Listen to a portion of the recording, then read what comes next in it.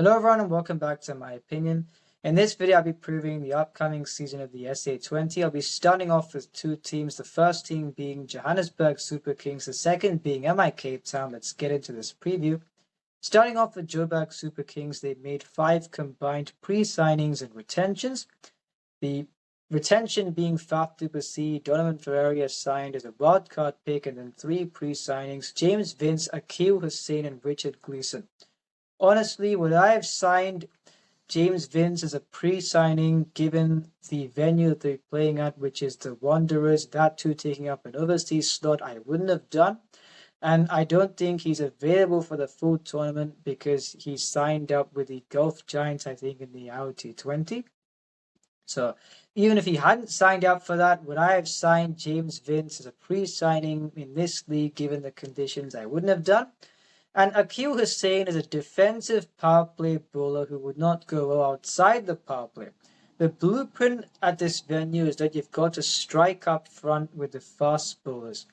And if Akil Hussein bowls 3 overs, or if he bowls his first 4 overs up front and let's say he goes for 1 or none for 30, given the blueprint, is that going to do much for you? No, it isn't, because you saw in the previous season where they at times bowled Moeen Ali in the power play, and when he went for, let's say, 7 runs in the first over, they thought that was a good result, and then you saw what happened. So, especially a more of a spinner who can bat an overseas slot at this venue where he's bowling in a phase where you've got to pick wickets up front, I don't understand that signing.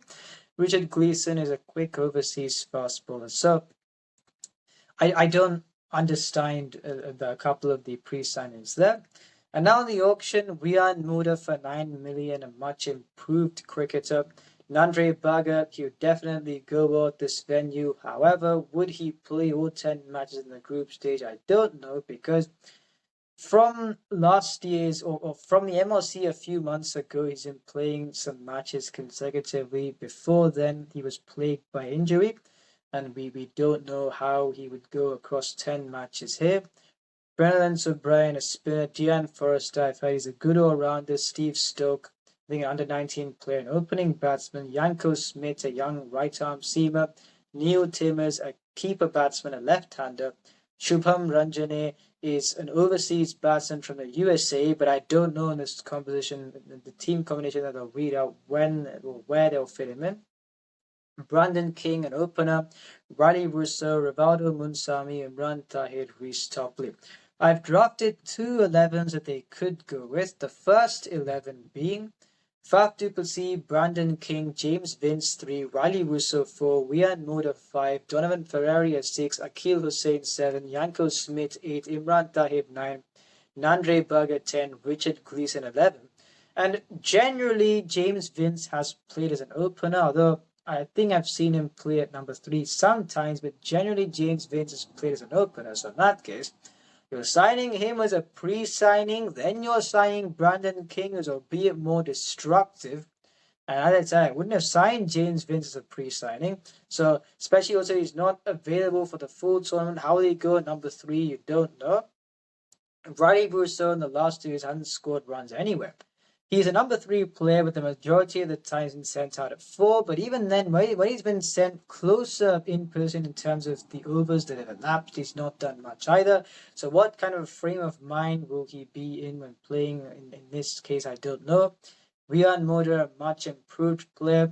I think with the price tag as well, he appears to be at the situation where he's prepared to take the responsibility. I think it'd be a good challenge for him given the team composition of the side. Donovan Ferreira had a very good 100. He's been going through a very good phase with the bat, and he'd be at number 6. Akil Hussein, I'll say this again, I don't understand the signing because you've got Nandre Bagga, who you'd want to bowl for 3 overs in the power play. It doesn't go that well to death. I don't know how Yanko Smith bowls. And Richard Gleeson is someone who you'd much rather bowl outside the power play. So in this case, if Akil Hussein bowls 3 overs and isn't that expensive, then is that going to do anything for you? I don't think so, because if you're looking at the players they've got on the bench as well, now this goes into the second 11, if let's say if James Vince leaves for the LT20, or you don't know how Riley Russo is going to go, you may look to play one or both of Dean Forrester and Neil Timmers.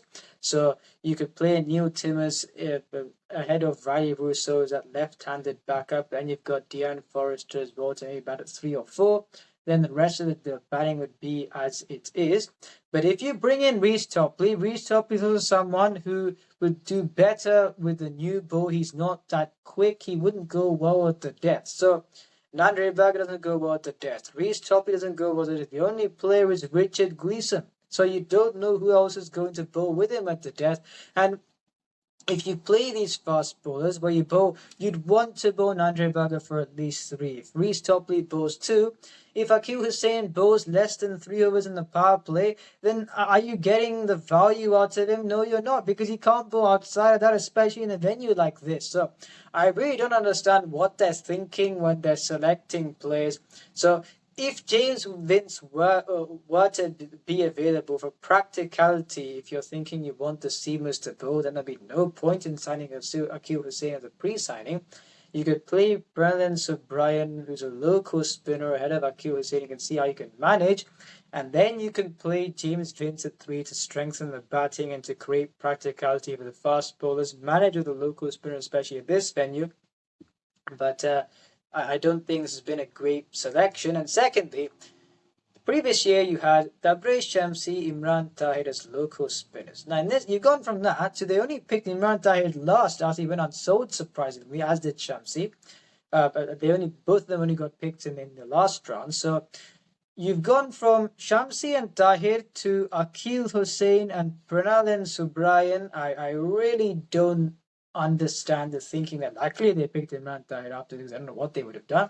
So this team, does it look like qualifying? But when I watched the auction and looking at this team, no. However, there have been some other teams that have not done well either. So I think at a maximum, this team can struggle to get into 4th, but it will be a struggle. And now MI Cape Town, where they went in with the least purse of the franchises. They retained Trent Bolt, Rashid Khan, Ryan Rickleton, George Linde, and Corbin Bosch. Very good retentions. Wildcard Kahisa Rabada and pre-signing Nicholas Puran, where I don't know, I didn't see his name in the LT20 squads for MI Emirates, but if he is there, then maybe that would change the team. Or they'd have to find another player like Puran, which they would not be able to find. But I didn't see his name in the squad, so for now I'm assuming it played the SA20. And now on the auction, Rassi van der Dussen, he played to them last day. Rita Hendricks, it says 500,000. I think it was a bit more, but I think they got him for a fairly cheaper price. Dwayne Pretorius, a steal given the economy that he was bought in the power play in the last couple of years, 650,000. Tristan Luce, an upcoming fast bowler. Jason Smith is a batsman. Tom Moores, I think they've signed as a backup for Puran, but he's not the same kind of player.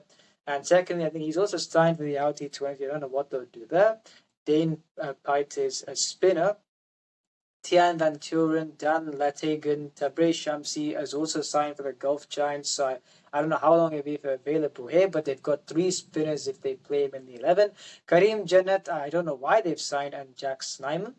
So if you look at their 11, I think they may go with Rassi van der Dussen to open with Ryan Rickleton, Reza Hendricks 3, Nicholas Puran 4, George Linde 5, Corbin Bosch 6, Rashid Khan number 7, Dwayne Pretorius 8, Kahisa Rabada 9, Tabraiz Shamsi 10, Trent Bolt at number 11.